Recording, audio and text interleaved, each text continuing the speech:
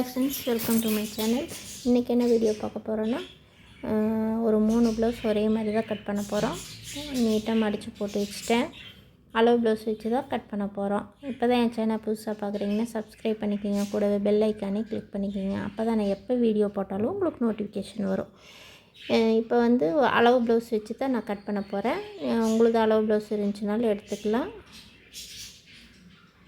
First வந்து உயரம் வந்து அளவு ப்ளவுஸில் என்ன அளவு இருக்குதோ அதே தான் நீங்கள் வைக்கணும்.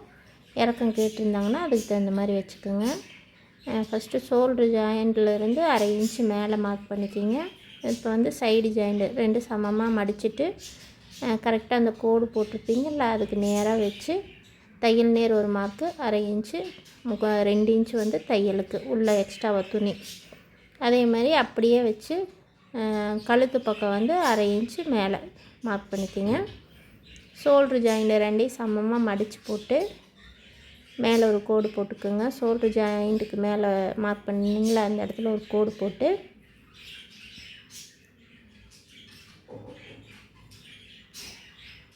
அந்த ஜாயிண்ட் இருக்குது இல்லைங்களா, ஷோல்ட்ரு ஜாயிண்ட்டு, அது வந்து 1/2 இன்ச்சு கீழே, அந்த கோட்டுக்கு 1/2 இன்ச்சு கீழே அப்படியே வச்சு மடித்து போட்டு ரவுண்டு எடுங்க.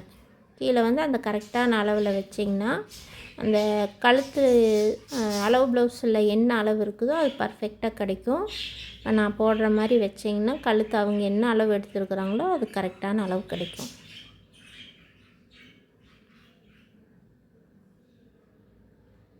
ஒரு 1/2 இன்ச்சு உள்ளே தள்ளி அப்படியே மார்க் பண்ணுங்கள்.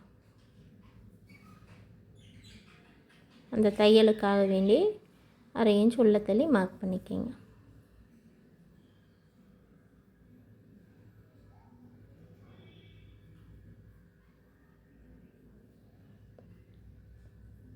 ஒரு தடவை செக் பண்ணிக்கலாம்.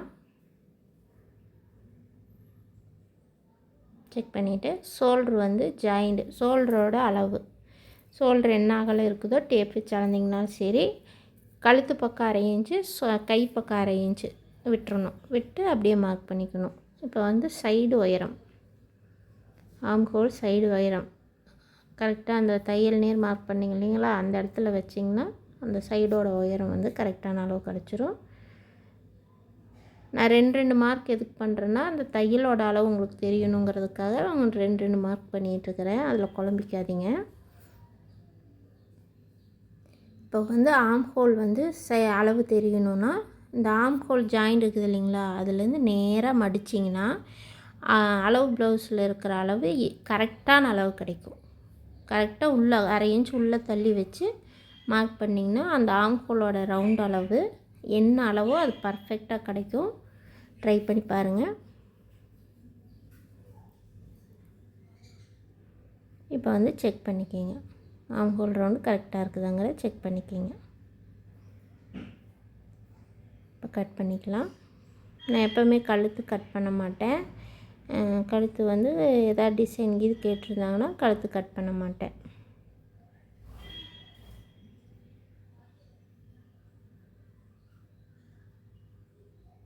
வீடியோ கொஞ்சம் ஸ்லோவாக தான் இருக்கும். ஒரு 11 நிமிஷம் வீடியோ தான். ஸ்கிப் பண்ணாமல் பாருங்கள், அப்போ தான் உங்களுக்கு தெளிவாக புரியும். ஸ்பீடு வச்சுருப்பேன், ஸ்பீடு வச்சா உங்களுக்கு வந்து தெளிவாக புரியாது. இப்போ வந்து கீழே வந்து தையல் நேருக்கு, தையல் எந்த இடத்துல தையல் போடுறீங்களோ அந்த இடத்துலலாம் நீங்கள் மார்க் பண்ணிக்கணும். ஜர்க்காக வெட்டிக்கணும். இப்போ வந்து இது கழுத்து வெட்டுறேன். இவங்க வந்து டிசைன் கேட்கலைங்கிறதுனால கழுத்து வெட்டியிருக்கிறேன்.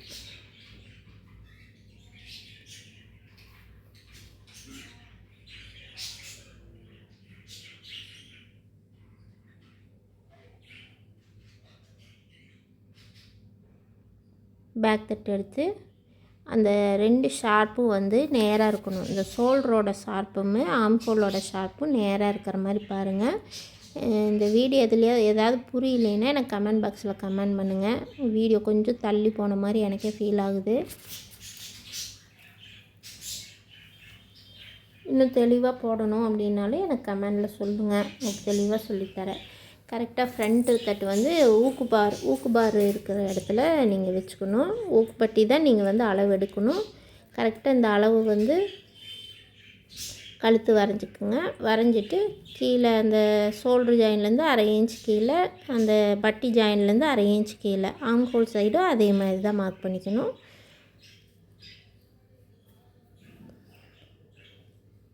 பட்டிக்கிட்ட பார்த்துட்டிங்கன்னா கரெக்டாக ஒரு 1.5 இன்ச்சுக்கு 1 இன்ச்சுக்கு எக்ஸ்ட்ரா விடணும். சைடு பட்டி பக்கம் இருக்குது இல்லைங்களா, அது வந்து ஒரு 1 இன்ச்சுக்கு எக்ஸ்ட்ரா விடணும். அதாவது டாட்டுக்கு பட்டி ஜாயிண்ட்டுக்கு. இது சென்டர் டாட் மார்க் பண்ணுறேன். சென்டர் டாட்டாக அதே மாதிரி தான். அளவு ப்ளவுஸில் என்ன அளவு இருக்குதோ அதே அளவு தான். இந்த வீடியோ ஏதாவது புரியலைன்னா எனக்கு வந்து கமெண்ட் பாக்ஸில் தயவுசெய்து கமெண்ட் பண்ணுங்கள். இன்னும் தெளிவாக உங்களுக்கு வீடியோ போடுறேன்.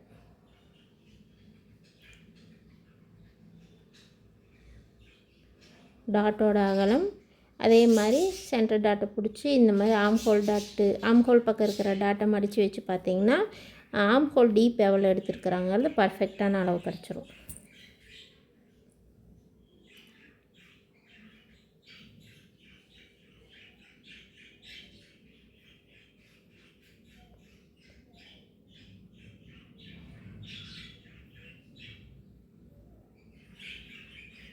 இது வந்து கையோட லென்த்து பத்தல, அதனால் கொஞ்சம் யோசித்து கட் பண்ணிட்டுருக்கிறேன்.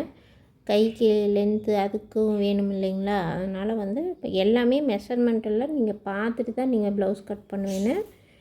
கை லென்த்து பத்தலைன்னு நினைக்கிறேன், அதனால் கொஞ்சம் யோசனை பண்ணி தான் கட் பண்ணணும். சைடில் ஜாயிண்ட் வந்தாலும் பரவாயில்ல, இது வந்து சைடு ஜாயிண்ட் வந்துச்சுன்னா உங்களுக்கு வந்து தெரியாது. அதனால் கை வந்து ஃபஸ்ட்டு செக் பண்ணிக்கிறேன்.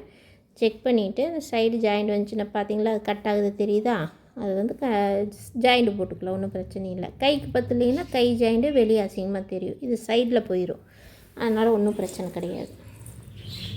ப்ளவுஸ் வெட்டும்போது துணியை வந்து நீட்டாக அளந்து பார்த்துக்குங்க. அளந்து பார்த்துட்டு ப்ளவுஸ் பத்துமாங்கிறது பார்த்துக்குங்க.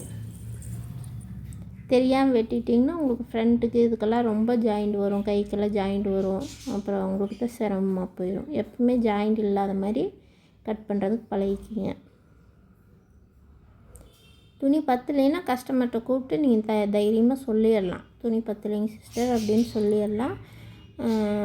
அதிலெல்லாம் நீங்கள் யோசிக்கவே வேண்டாம், ஜாயிண்ட் போட்டு தைக்கணுங்கிறதெல்லாம் இல்லை. அவங்க துணி எப்போவுமே 1 மீட்டர் எடுத்துகிட்டு வர சொல்லுங்கள். சின்ன உடம்பாக இருந்தாலும் பெரிய உடம்பாக இருந்தாலும் 1 மீட்டர் அளவு எடுத்துகிட்டு வர சொல்லிடுங்க.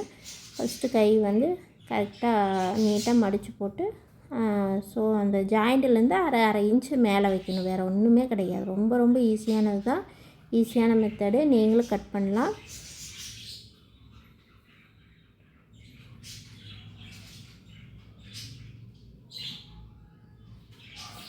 உங்களுக்கு அப்படியே கட் பண்ண முடிஞ்சுது அப்படின்னா கட் பண்ணுங்கள், இல்லைன்னா டீப் எடுக்கிறது வந்து 2ஆக பிரித்து போட்டு கட் பண்ணிக்கங்க, சிங்கிளாக பிரித்து போட்டு கட் பண்ணிக்கோங்க. ஏன்னா ஒவ்வொருத்தங்க 4 பீஸையும் சேர்ந்த மாதிரி வெட்டிடுவாங்க, புதுசாக பழகிறவங்க.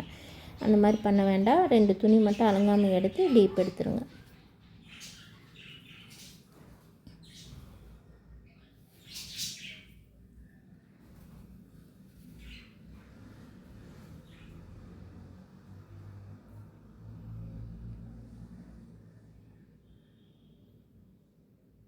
மூணையும் மடித்து போட்டோம்னா உங்களுக்கு வந்து அளவு மாறும். அதனால் ஒரு சிங்கிள் பீஸ் மட்டும் கட் பண்ணிவிட்டு, கை எப்போவுமே 2ஆக மடிக்கும்போது துணி அளவெல்லாம் மாறிடும்.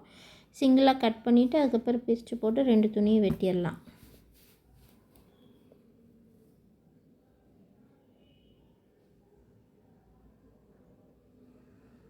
தையல் எந்தெந்த இடத்துல போடணுமோ அந்தந்த இடத்துல வந்து நீங்கள் ஜர்க்காக வெட்டிக்கிறது நல்லது. அப்போ தான் வந்து தைக்கும்போது உங்களுக்கு ஒவ்வொரு தடவையும் அளவு ப்ளவுஸ் எடுத்து நீங்கள் மெஷர் பண்ணிகிட்டு இருக்க தேவையில்லை. எந்தெந்த இடத்துல ஜாயிண்ட் கொடுக்கணுமோ அந்த இடமெல்லாம் ஜர்க்காக வெட்டிக்கிங்க, சென்டர் ஜர்க்காக வெட்டிக்கிங்க. வெட்டிட்டிங்கன்னா தான் உங்களுக்கு தைக்கும்போது எந்த டவுட்டும் இல்லாமல் டக்குன்னு தைச்சிடலாம். ஒரு அரை மணி நேரத்தில் ஒரு சாதா ப்ளவுஸு ஒரு அரை மணி நேரம் இருந்துச்சுன்னா, 1/4 மணி நேரம் இருந்துச்சுன்னா போதும், ரொம்ப ரொம்ப ஈஸியாக தைக்கலாம். அடுத்தது பட்டி வந்து துணி எடுத்துக்குங்க, நீட்டாக விரித்து போட்டு கீழே வந்து அரை இன்ச்சு விட்டுக்குங்க. அதில் என்ன அளவு இருக்குதோ அந்த தையல் இருந்துச்சுன்னா தையல்லேருந்து மேலே அரை இன்ச்சு விட்டுக்குங்க, அவ்வளோதான்.